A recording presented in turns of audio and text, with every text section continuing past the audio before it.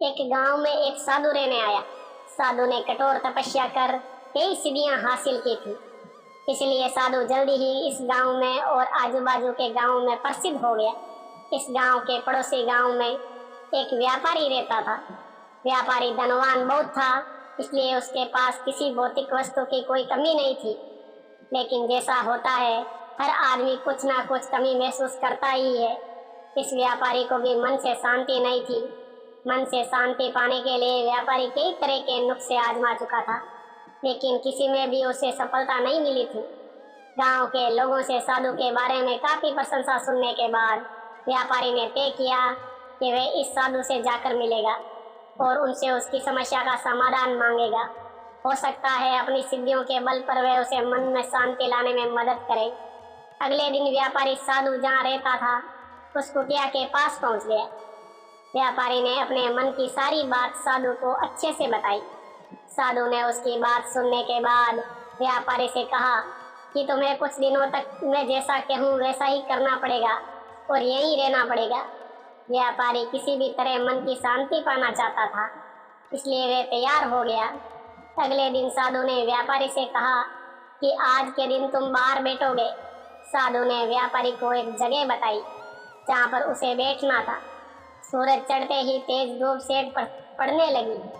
सेठ ये देखकर हैरान था कि साधु खुद कुटिया के अंदर छाया में बैठा है और उसे धूप में बिठा कर रखा है। व्यापारी को काफी गुस्सा आया, लेकिन वह किसी तरह अपने गुस्से को पी गया। अगले दिन साधु ने व्यापारी को फिर से उसी जगह बिठाया और इस दिन उसे खाना नहीं मिलेगा ये भी बताया। व्यापारी को समझ में नहीं आ रहा था कि साधु ऐसा क्यों कर रहा है। साधु दोपहर को भूखे व्यापारी के सामने बैठकर ही अच्छा भोजन खाने लगा। जैसे तैसे व्यापारी ने पूरा दिन तो बिता दिया, लेकिन भूख और गुस्से के मारे व्यापारी को पूरी रात नींद नहीं आई।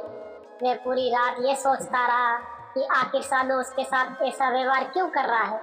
उसे लगा कि साधु उसकी समस्या का हल बताना ही नहीं चाहता, इसलिए ऐसा कर रहा होगा। इसलिए सुबह उठते ही उसने अपना सामान लिया और वहां से जाने की तैयारी की। व्यापारी को जाता हुआ देखकर साधु ने उसे रोका और अपने पास बुलाया। साधु ने पूछा कि वह क्यों वापस जा रहा है। व्यापारी ने कहा कि वह जो पाने के लिए यहाँ आया था वह उसे मिला ही नहीं, इसलिए उसका वहाँ पर रहना व्यर्थ है। साधु ने उसे कहा कि मैंने तुम्हें बहुत कुछ दिया, लेकिन तुमने कुछ लिया ही नहीं। व्यापारी को कुछ समझ में नहीं आया। वह बोला, आपने तो मुझे कुछ भी नहीं दिया। साधु ने कहा कि जब मैं तुम्हें धूप में बिठाकर खुद छांव में बैठा, तब मेरे सर पर पड़ने वाली छांव तुम्हारे किसी काम की नहीं है। ये तुम्हें समझ जाना चाहिए था, तुम नहीं समझे। तब मैंने तुम्हें भूखा रखा और तुम्हारे सामने अच्छा भोजन खाया, तब भी तुम नहीं समझे कि मेरा खाना खाने से तुम्हारे पेट नहीं भरने वाला। यही बात को आगे बढ़ाते हुए मैं तुम्हें बताता हूँ कि मेरी सिद्धियों से तुम्हें मन की शांति नहीं मिलने वाली।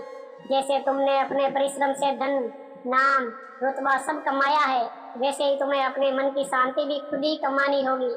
व्यापारी साधु की बात समझ गया और उसने साधु से कहा कि मैं यहाँ किसी ताबीज या किसी वस्तु को पाने की आशा से आया था, लेकिन आपने मुझे उससे भी कीमती चीज दी है। उसने साधु को धन्यवाद किया और खुशी खुशी अपने घर वापस लौट गया। दोस्तों, हमारे जीवन की परेशानियां हम ही हल कर सकते हैं। हाँ, किसी और से हम उन्हें हल करने का रास्ता जरूर जान सकते हैं, लेकिन कोई और व्यक्ति उन्हें हमारे लिए कभी हल नहीं कर सकता।